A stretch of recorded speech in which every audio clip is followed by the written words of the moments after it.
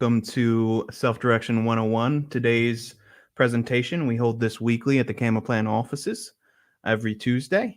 So today we're going to go over the basics of self-direction for anybody watching, anybody who has any questions. Feel free to post them at any time. I'm more than happy to help answer those. But let's get started. Before we get started, though, we do have a brief disclosure we need to go through. Everything in today's presentation is for educational purposes. We do not give any advice. We're not attorneys, not financial advisors, or tax professionals. So if at any time you need advice in one of those fields, we highly recommend you consult with your team of professionals. We're more than happy to be a part of the dialogue with your team of professionals to make sure the transaction is quick and seamless. We do not sell any products, and nor do we endorse any company or offering. So we will never call you about the next best investment opportunity. We always believe that you should do your own due diligence before investing your funds, whether it be personal funds or retirement funds. Once you find the investment that is right for you, you will contact Camaplan. We will help you get your account set up, funded, and help facilitate the transaction into that investment. Now, a little bit of what we'll be going over today is are the different types of self-directed IRAs, 401ks. What does self-directed mean? What types of investments you can and cannot make out of a self-directed IRA, how the process works, and a little bit of tax considerations at the end. So what is a self-directed IRA? Now, self-directed is just an adjective. All of the accounts at Camaplan are self-directed. What self-directed means is you can direct your investments into any investment that is not prohibited by the IRS. You might go to Schwab or Fidelity and they may say you have a self-directed IRA, but what they mean when they say that is you can direct your IRA into any investment off of this list. Now, at Camaplan, there is no list. With a truly self-directed IRA, there is no list. You find the investment that's right for you, and that custodian will help you facilitate that transaction. Now, again, self-directed is just an adjective. The accounts that you actually open up at Camaplan will be a traditional or Roth or a SEP or Simple, but we'll go into that in the next couple of slides. So investing in what you know, understand, and control versus using hope as your strategy. This is a quote from one of our clients, basically saying that you're able to use your prior knowledge of alternative investments to have more of a tangible portfolio of investments within your retirement plan, whereas most people think that you have to invest under Wall Street, where you have no control. A decision is made in a boardroom somewhere, and then your prices fluctuate, or your values fluctuate, should I say. So what types of accounts can be self-directed? So you have two different buckets. You have your tax-deferred bucket and your tax-free bucket. So on the tax-deferred end, you have your traditional IRA, your spousal IRA, which can also be in the tax-free bucket. It just means that if you have a working spouse and a non-working spouse, the working spouse can contribute on behalf of the non-working spouse to an IRA that they can use in their own name. Then you have employer plans like the SEP IRA and the Simple IRA. Or should I say you have the employer IRAs like the SEP IRA and Simple IRA. And then you have your employer plans like the 401k, defined benefit plans, and defined contribution plans. And then you have your tax-free bucket where you have your Roth IRA. The Roth IRA was proposed in the 70s by Senator William Roth. It was pretty much before the Roth IRA. It used to be just IRA, and then it turned in traditional IRA and the Roth IRA. And then you have your health savings account, which is the only account of its type where the contributions are tax deferred. And then if for a qualified medical expense, the distributions are also tax-free. You'll have your educational savings account or your Coverdell's, and then you have the Roth portion or component of the 401ks that some plans can contribute to. So basically, the two buckets, the tax-deferred bucket and then tax-free bucket.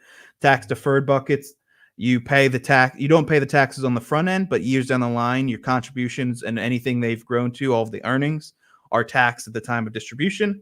And on the other end, you have your tax-free bucket, which is taxed at contribution. And then years down the line, when you're of a qualified age or an eligible age, those distributions, those earnings that you've made over time, those distributions are tax-free. So, or would you rather pay taxes on the seed or the crop? With the tax-deferred IRA, you're paying on the crop, whereas the tax-free IRA, you're paying on the seed. So a little bit of differences between a 401k and an IRA. The main differences are that the 401k can invest in life insurance. You have to be in self-employed for the solo 401k. And then you can also take loans from a 401k, $50,000 or 50% of the account balance, whichever amount is less. And then where you cannot do that with an IRA. And then UDFI rules do not apply to the solo 401k. We'll talk about a little about UDFI in one of the future slides. So hold on to that. Here's a little bit of a chart to help you visualize $100,000 of earnings. What do you get to keep? Now you invest and earn $100,000 with your W-2 salary. In this example, you're paying taxes. So you're paying federal, state, local, Social Security, Medicare. Your employer is paying taxes. So in this example, you're in about a 40% tax bracket, or you're paying about 40% in taxes. And out of that $100,000 that you just earned, you only get to keep $60,000, where $40,000 goes to Uncle Sam to help him keep the lights on. Then you have your passive income below that, which is taxed slightly less. You have your rent, your royalties, your interest, and dividends. Those earnings are that $100,000. You're paying 25% of taxes, and that's going to Uncle Sam, and you're walking away with $75,000. Then at the very bottom, you both have the tax deferred and the tax-free buckets that we talked about in the previous slide. Both of those, you keep $100,000. However, there's an asterisk next to the tax deferred option, meaning that you're going to pay tax on that $100,000 when you take it as a distribution years down the line. So that's the thing to take note of. Here's another visual to help hit that point home. You have three different avenues of investing. You have your blue is taxable income, your W-2 income. You have your light green, which is tax deferred, and then you have your dark green, your tax free. This is over 40 years at a 10% rate of return at a 30% tax bracket. Over those 40 years, at the end, your W-2 salary only earned $700,000 over time because you were paying taxes all along the way. And it only was able to grow to that $700,000. It's important to note that both the tax deferred and tax free account, both over those 40 years, earned $2.2 million. However, the tax deferred option, you had to pay $700,000 in taxes when you took it out of the account. But the $2.2 million in the Roth IRA, or the dark green bar, when you take that as a distribution, that's cash in your pocket. Tax-free. So what types of investments can you make out of a self-directed IRA? So these are some of the categories that all of our clients invest into, or most of our clients invest into. You have your real estate, you have your private lending, you have private placements or privately traded companies, you have precious metals, and you have other. I've seen people invest into livestock. I've seen people invest into cryptocurrencies. If that's what you want to do, the options are pretty vast when you get into it, as long as you're following the IRS's prohibited transactions guidelines. So we're going to go into each of those buckets a little bit more.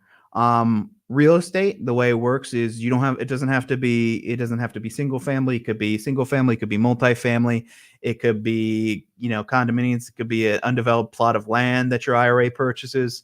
However, what the transaction will look like is if you get an agreement of sale, the IRA is a separate entity from you, similar to a trust in many ways. So on that agreement of sale, the purchaser of that property or that plot of land or that real estate in general will not be you personally. It'll be the IRA, which with CamaPlan looks something along the lines of CamaPlan FBO, which stands for benefit of your name, IRA or Roth IRA, whatever type of account you have with us. So the IRA is the purchaser. The IRA will be on the deed. You would submit the agreement of sale to CamaPlan with our asset purchase directive. It's our direction of investment form.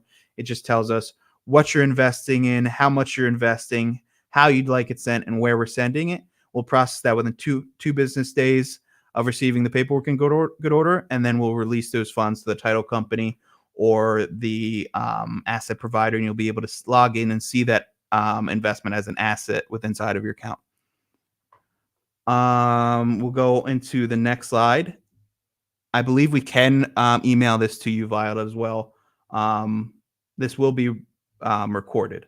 So thanks for the question. So the next asset category is private lending. So just like your IRA can be a purchaser of real estate, it can be a lender with a promissory note. You can secure it via mortgage, or you can do it unsecured. You can do convertible notes where the terms of the notes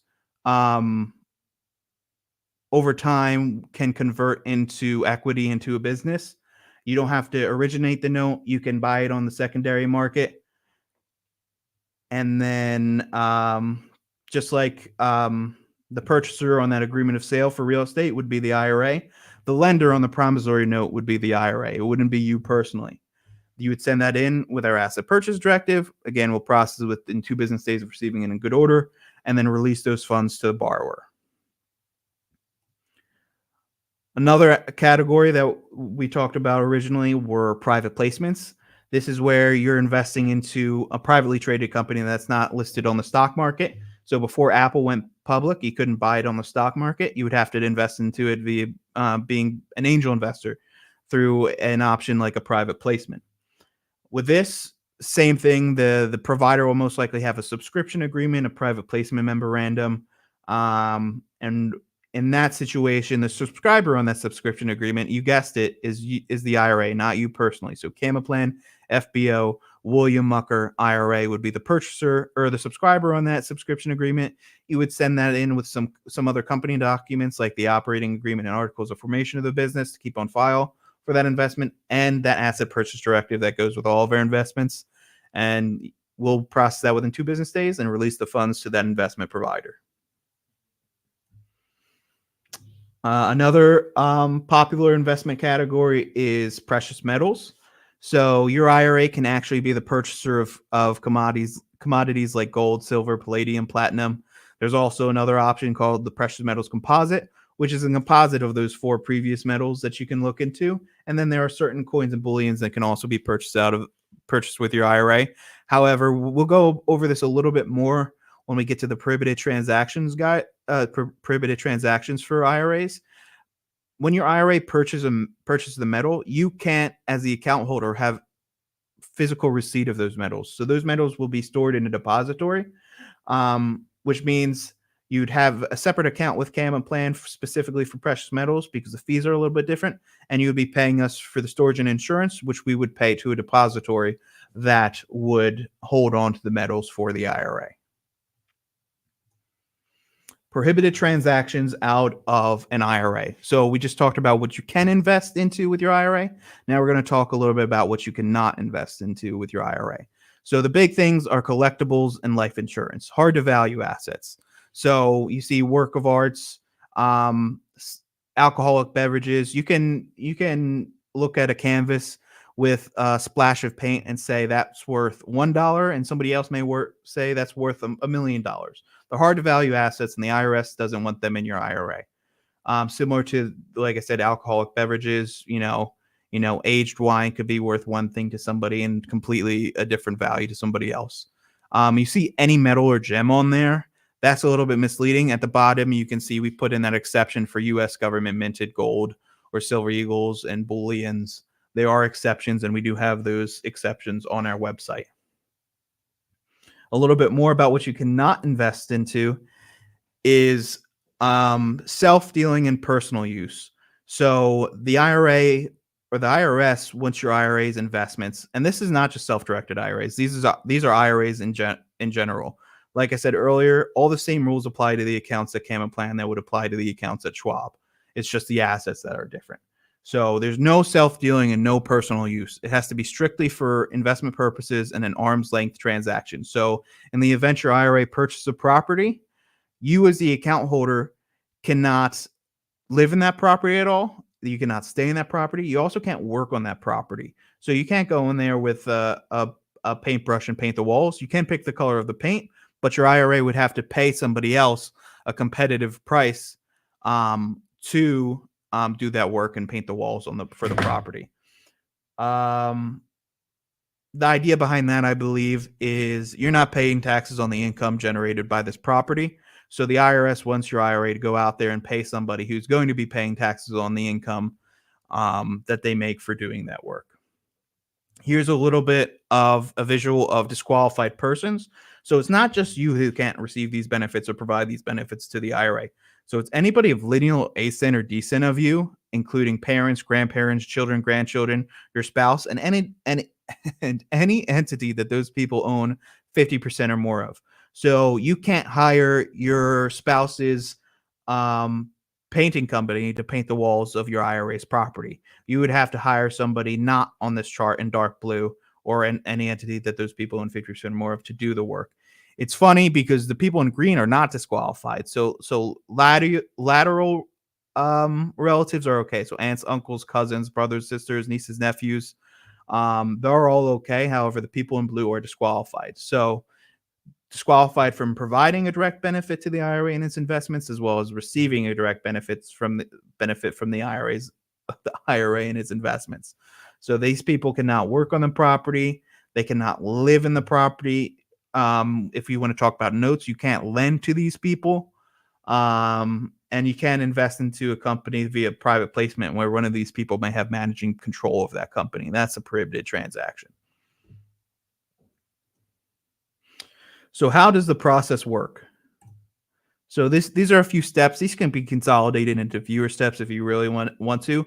But generally, the way it works is you would open up an account at Camaplan, similar to the account that you plan on funding it from. So if you had a tax-deferred account like a 401k or a traditional IRA, you would want a tax-deferred account with Camaplan, like a traditional IRA or a SEP IRA or simple IRA.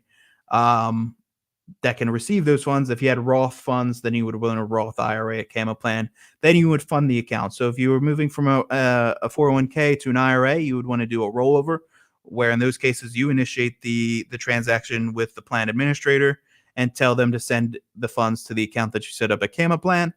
If you're coming from another IRA, then we can actually initiate those on your behalf via transfer form.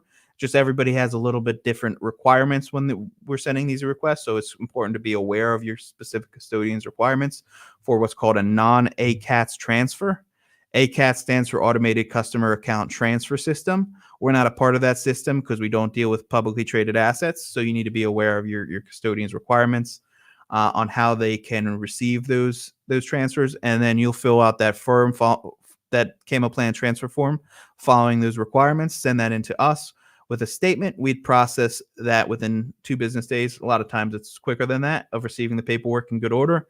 And then we'd send that request over to your current custodian with a letter of instruction and a letter of acceptance from Camaplan saying that we can receive those funds.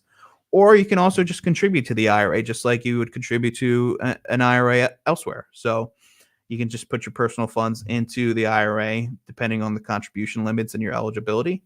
And it will work just the same way. Next, you would choose the investment, whether it be real estate that's your niche, if you want to invest in a privately traded company, or if you want to generate loans or purchase loans from your IRA or one of the other asset categories. Once you've done that, you'll gather the investment paperwork. Different investment paperwork has different supporting documents like we went over in those different categories. Submit those to Camaplan. We process that within 2 business days of receiving it in good order. We'll send that over to the we'll send the funds over to the investment provider. Then all of the returns from that investment go back into the IRA. And then they go just like if you were to earn earnings from a stock via dividends or payments like that, go back into the IRA, and then you can use those funds to reinvest, transfer out, however you'd like. Those are IRA funds. And then you just, you rinse and repeat. So what does Camaplan do? Why do you need us? So the federal government requires that you have a neutral third party look over your IRA. We do the record keeping for the transactions within the IRA, and then we report to the IRS at the end of every year. We're a neutral third party. Like I said, we don't give any advice or tell you what to invest into. You submit the paperwork to us. All we're looking for is to make sure that it's titled correctly and it's not blatantly prohibited. But you still want to make sure that it's not prohibited on your end, because there are things that we cannot see and we cannot stop if we don't know. Didn't mean to do that. And yeah, we're part of your core team professionals, like I said earlier. So if you have CPAs, you have financial advisors, you have attorneys that you want to bring into this process, you want to educate them, or you want them to have say in your transactions that you do out of your self-directed IRA, we're more than happy to be a part of that dialogue with your team to make sure everything's structured just how you and your team of professionals want it to be structured. So these are frequently asked questions. I don't know why we call them interview questions, but we went over most of this. What is the timeline to open and fund a self-directed IRA?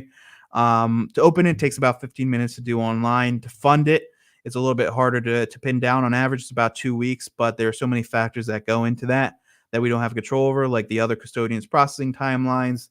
However you choose to send the funds to Camaplan, whether it be a check or wire, they have different times, obviously. And if it's check, we have to wait for the postal service to get it to us. Then if your account's not liquidated, your custodian would have to liquidate that, and we would have to wait for the funds to settle before they would be able to do the transfer. And there are a number of different factors. So on average, it's about 2 weeks for the account to get funded. Could be quicker, could take longer. And then once you submit the paperwork to us, we process everything within 2 business days of receiving it in good order. So on average, I tell people to expect from the date they open the account to the date they make the first investment, about 3 weeks. But again, it could take longer. It could be much quicker. How do you fund an account through the IRA? We just went over that. Transfer, rollover, or contribution, depending on the account that you want to fund it from. We went through how to purchase the investments, who signs the paperwork. We didn't really talk about that too much, but Camaplan signs on behalf of the IRA on almost every transaction as a third-party administrator of the IRA. You can't sign on behalf of the IRA except for some one-off scenarios, one being unsecured notes, because that's more of an agreement between you as the account holder and the borrower, more than Camaplan and the borrower. Otherwise, Camaplan signs on behalf of the IRA as third-party administrator. A good question here I like to talk about is, can I use my IRA for the down payment of a property I want to own personally? I get this question all the time. No, you cannot use the IRA strictly for a down payment of a property that you want to own. The IRA is a separate entity, and it needs to be a percentage owner of the property. Whatever percentage owner the IRA is of that property is a percentage of all expenses it can pay for that property. So can pay for that property, excuse me. It has to pay for that property. So down payment, purchase price, any utility bills, any renovations, that's the percentage it has to pay. So if the IRA owns 50% of the property, it has to put 50% of the down payment, 50% of the purchase price, and then 50% of any other expense for that property. It's also entitled to 50% of all return from the property. It doesn't have to be 50-50. It could be 60-40, 70-30, whatever you want to split it up as, but whatever percentage it owns is a percentage of all expenses it's responsible for and all return it's entitled to. And this also goes into, can you partner with different entities, which a lot of people don't know. You can partner your personal funds with your IRA. So you can be 50% owner personally, and your IRA can be 50% owner, 50% owner. However, no matter what percentage the IRA is an owner of the property, whether it be 1% or 99% or 100%, you as the account holder still have to follow the IRS prohibited transaction guidelines to their full extent. So just because you own 50% personally and the IRA only owns 50% doesn't mean you can stay in the property 50% of the time, or you can do 50% of the work. You still cannot stay in the property at all. You still cannot do any of the work. It's an important distinction to be made. Can my IRA receive a loan to purchase property? It can. However, it cannot be through traditional financing. It has to be through what's called a non-recourse loan. So if you're not familiar with a non-recourse loan, it basically means, because you're not the person the loan is being made to, it's being made to the IRA, you cannot personally guarantee that loan, as well as if the IRA were to default on a payment made to the if the IRA were to default on a payment for a loan made to the IRA, then the only recourse that lender has is usually to go after the property that it's secured to, or whatever's in that specific IRA the loan was made to. They can't go over into your other IRAs that Camaplan. They can't go into your retirement funds elsewhere. They can't go into your personal belongings. It's only only within the account that the loan was made to. And that's usually why the requirements for these non-recourse loans are a little bit higher. But however, it's another thing to note is that there are some tax implications if you are to receive a loan from the loan within the IRA that we'll talk about in the next slide. Can I manage the property my IRA owns? This is a good question, but manage is kind of a vague term. Like I said in the real estate example, you can pick the color of the paint. You just can't go in there and paint the walls. You can pick the tenants. You can manage it to that extent, but you can't do any sweat equity, and you can't receive any benefit or provide any benefit to the investments. A lot of people will even have a property manager do that to even lower their um, the work they're doing on the property, to lower the management they have to do personally. In the event that you're invested into an investment that has called capital, if there are installments, there's a nice section on the asset purchase directive where it says amount to be sent out of the account and total purchase price. If there's a initial commitment that you have to make, and there will be called capital throughout the duration of the investment, you'll, for example, if the total purchase price is $100,000, but you only have to put $20,000 down to begin with, you'll put $100,000 as the total purchase price, and then 20,000 is the amount to be sent out of the account. And then whenever there's a capital call, you can go into your account online, submit a payment request virtually by attaching a copy of the capital call and giving us instructions on how to send the funds, and mark it as an additional payment for an existing asset. And then we process those online payment requests a lot of times within one business day of them being submitted. And we can send them via check, ACH, or wire. And all you pay us for is however you choose for us to send it to the investment provider. So tax considerations and resources. Again, I'll start this off with saying I'm not a tax professional. I'm not a CPA, so I'm not giving it any advice. But these are the things that we've seen through an IRA. Usually IRAs don't pay taxes, but in some instances they do. They are considered a separate entity and a separate taxpayer, and you can even get an EIN number for it. So there are possibilities of having to pay your IRA having to pay taxes. The two big things are UBTI or UBIT and UDFI. So UBIT is unrelated business income tax, and UDFI is unrelated debt finance income. Now, for unrelated business income tax, some people call it unrelated business taxable income. The thing that usually triggers this is if the IRA thinks you're running a business or the IRS thinks you're running a business out of the IRA. So, for example, one thing that could potentially trigger UBIT is flipping properties. So a lot of people don't know this.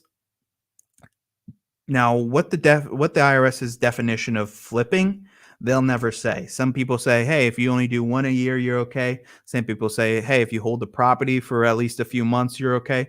But those people are not the IRS, and the IRS most likely will never say. So if you think you could potentially your IRA may be required to pay UBIT in a situation, it's important to talk to your tax professional. But the IRS looks at the properties as inventory in and inventory out when you're flipping them. So if you were to have to pay UBIT or UDFI, you would go to your tax professional, let them know. They would tell you how much the IRA has to pay. They would file Form 990T and then submit that to CamaPlan, where we would process that and then submit the funds from the IRA to the IRS to pay those taxes. Another event that may trigger UBIT is developing on undeveloped land. So if your IRA owns a plot of land within it, and then you decide, hey, I want to build a property on it. If your IRA pays for a developer to build on the plot of land that it owns, the IRA will have to pay taxes because it's developing, and the IRS says that's a business. So again, if you're doing one of these taxes, go to your tax professional and they will help you square it away, and then they would submit the Form 990T to us, and that would let us know to sign on behalf of the IRA and submit those taxes to the IRS. Now we'll talk about UDFI. So we talked about getting loans, your IRA receiving loans in a previous slide. UDFI is unrelated debt finance income. If your IRA does receive financing for an investment through one of these non-recourse loans, it will have to pay taxes. How much you'll have to pay and at what percentage, I don't know. That's why you need to talk to your tax professional, but it would work just like the unrelated business income tax. They would file that form and then would submit it to us for us to pay those taxes to the IRS. That's another thing to note if you're looking on getting financing for an investment you want to do out of your IRA. So here's a list of publications, IRS publications, and the Form 990T you can see there, where we got all of this information from, just to prove to you that we just didn't pull this from thin air. These are all of the things that back up everything that I just spoke about in this presentation. If you have trouble sleeping at night, you can keep one of these by your bedside, excuse me. I'm sure that would help. But this is just the proof behind what we just said. So that's everything for today's presentation. If you have any questions, please let me know now. I'd be more than happy to answer them. If you can't think of a question now or you're watching this later, please reach out to me via the contact information on the screen now. I'm more than happy to help. I always like answering questions for people. Just don't hesitate to reach out, and we can get on a phone call together, or we can get on an email thread together and get your questions resolved. So I want to thank everybody for watching this and attending this. I really appreciate it. And now would be a great time for any questions if you have them.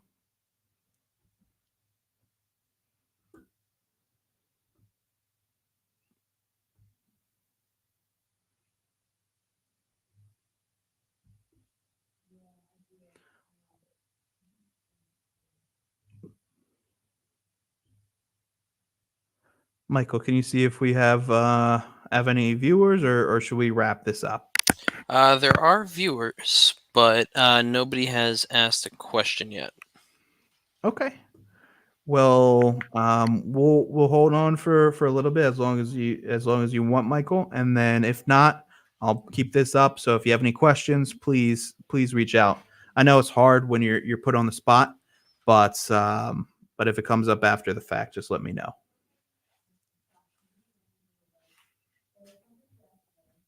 I'll hold on for about another minute, and if there are no questions, we'll wrap it up. And as I said in the chat, I just wanted to mention that the recording of this will live in the same place as the link to the email, the link to the live stream. It'll be on YouTube. You can rewatch it as many times as you want using the same link. And it does seem that we have our first question. All right, thank you. Thank you for the question. I've been private lending through my SD IRA. How do I invest my cash in bonds and mutual funds between loans? So if you're in between an investment and you have uninvested cash parked at Camaplan, and you want it to be working for you in that time, because we don't deal with publicly traded assets like bonds and mutual funds and stocks and all that stuff. What people will do more often than not is they'll transfer out to a brokerage account of a similar type. So if you have a traditional IRA at Fidelity, Schwab, or Vanguard, what people will do is they'll transfer their uninvested cash out to one of those custodians in between deals, and then when they're ready, they'll keep the account at Camaplan opened, and then move those funds over to Camaplan when they're ready to make that investment. Unfortunately, we don't offer any investments, like I said earlier. But great question. Thank you for that.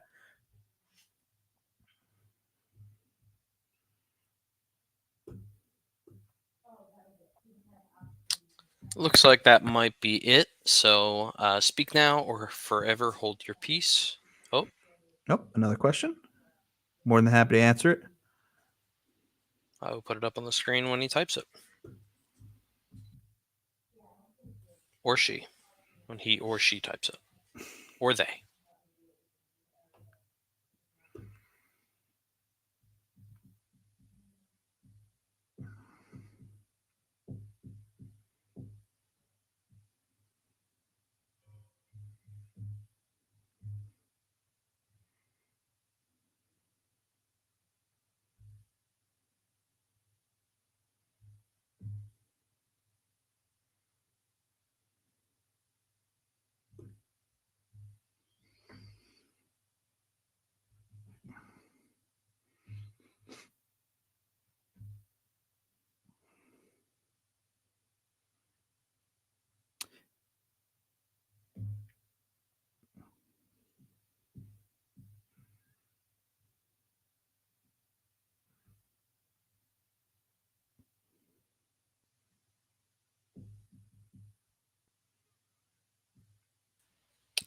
I am really hoping that they did mean that they do have a question by typing question into the chat. I was just about to say that. It's a little bit vague. So does that mean you have a question? If so, please type it, or otherwise we're probably going to wrap it up pretty soon. We'll give them another couple seconds, a minute or so. It could be a very long question. Yeah, sometimes these questions do get pretty intricate. Exactly. Completely understandable. So we will give them the time necessary.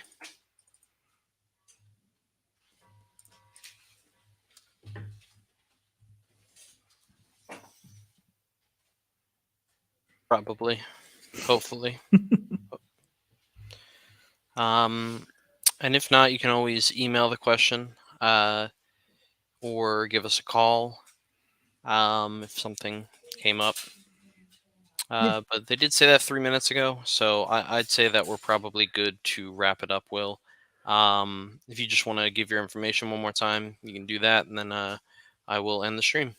perfect. Thank you. So, yeah, like Michael said, if you have any questions after the fact that you weren't able to pose today, please reach out to me via email or phone. You can email me at wmucker@camelplan.com or give me a call at 866-559-4430 or the local number 215-283-2868. I'm more than happy to hear from you. I'm looking forward to it. And I want to thank everybody watching or who's present in the audience today. And I hope you all have a great rest of your day.